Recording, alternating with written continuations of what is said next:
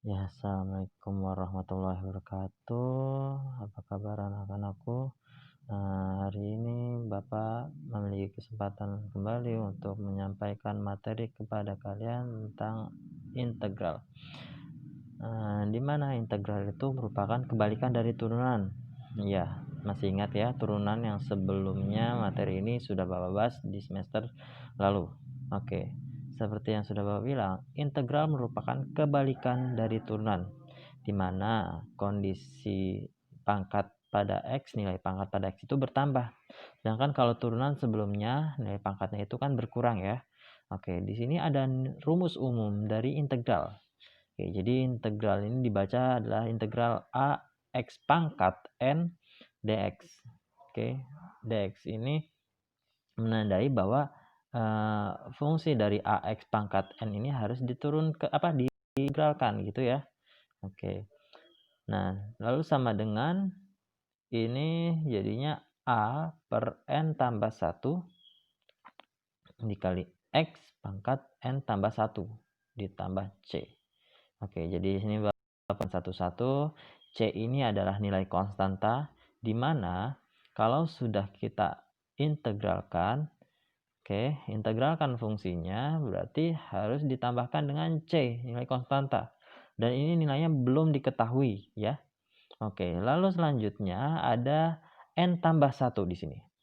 N tadi tambah 1 ini dari mana? Seperti yang Bapak katakan, pangkat pada X ya. X ini memiliki pangkat ya, nilai pangkat ya, yaitu N. N ini harus bertambah. Ditambahkan dengan 1. Oke. Ditambah dengan 1. Oke, sudah. Lalu kenapa ada N tambah 1 di bawah A juga? Jadi dibuat penyebut ya. Penyebut N tambah 1 ini kenapa dijadikan penyebut juga? Karena memang itu sudah rumusnya. Oke. Jadi kalau sudah diintegralkan N tambah 1 yang pangkat ini ditambah 1 kan ya. N tambah 1 jadinya. Lalu juga diletakkan ada penyebut di koefisien. Oke, di koefisien yaitu koefisiennya kalau di sini A. Oke, seperti itu. Selanjutnya ini kita langsung mengerjakan contoh soal yang pertama.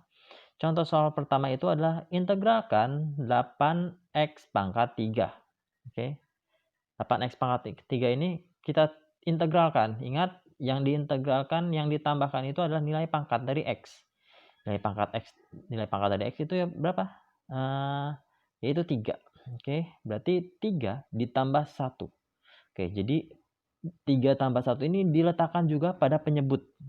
Ya, pada penyebut di bawahnya 8. Berarti 3 ditambah 1 juga di situ. 3 tambah 1 menjadi 4. Berarti X-nya nanti jadi pangkat 4. Lalu 8-nya juga dibagi atau per 4. Oke.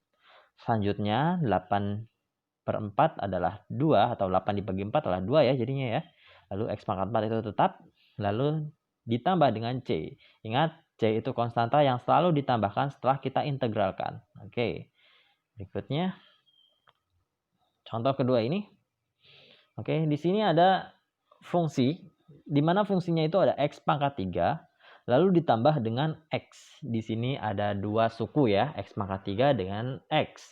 Jadi kita integralkan satu-satu suku-suku ini. Yang pertama X pangkat 3 dulu ya. Dia memiliki nilai pangkat 3, yaitu 3-nya nanti ditambah 1. Lalu letakkan juga 3 tambah 1 ini di bawah 1. Kok di bawah 1 ya? Kenapa? Karena X pangkat 3 ini tidak memiliki koefisien. Oke. Jadi kalau tidak memiliki koefisien, itu sebenarnya ada angkanya, yaitu 1 ya. Jadi 1 per 3 ditambah 1. Lalu ditambah lagi sekarang yang X-nya nih. Ingat, X itu dia nggak ada pangkatnya ya, nggak ada nilai pangkatnya ya. Ya, tapi sebenarnya ada. Ingat, 1 ya. Angkanya kalau tidak dituliskan yaitu 1 sebenarnya. Berarti 1 ditambah 1.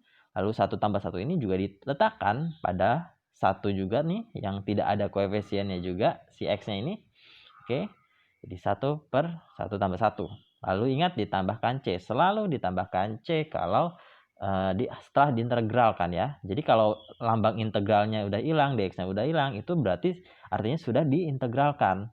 Oke, ingat, kita lanjutkan 1, 3 tambah 1 yaitu 4, 1 per 4, X pangkat 4.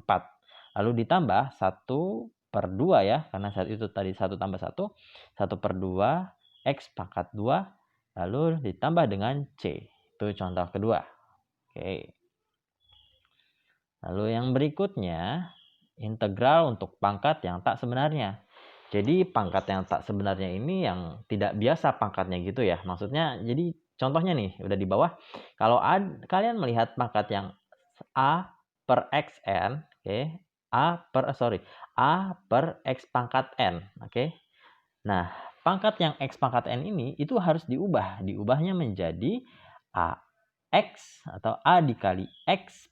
X-nya itu pangkatnya min N. Ingat, jadi kalau X ada X pangkat N itu yang tadinya penyebut, diubah menjadi pembilang atau dipindahkan ke atas, maka jadi berdampingan dengan A-nya. Jadi A dikali X pangkat min N. Kalau dia sudah berpindah si X-nya itu, pangkatnya jadi diubah menjadi min. Oke, ingat ya. Jadi diubah menjadi seperti itu. Lalu untuk yang akar, ya, akar M dari X pangkat N. Oke, akar M dari X pangkat N. Oke, diubah menjadi yaitu X pangkat N per M. Oke. N-nya itu taruh di atas, sedangkan yang akar M-nya itu yang di M-nya dia pindah ke bawah. Jadi seperti ini cara mengubahnya. Untuk selanjutnya akan diberikan pembahasan selanjutnya di video-video selanjutnya untuk pembahasan pangkat tak sebenarnya. Terima kasih anak-anakku. Assalamualaikum.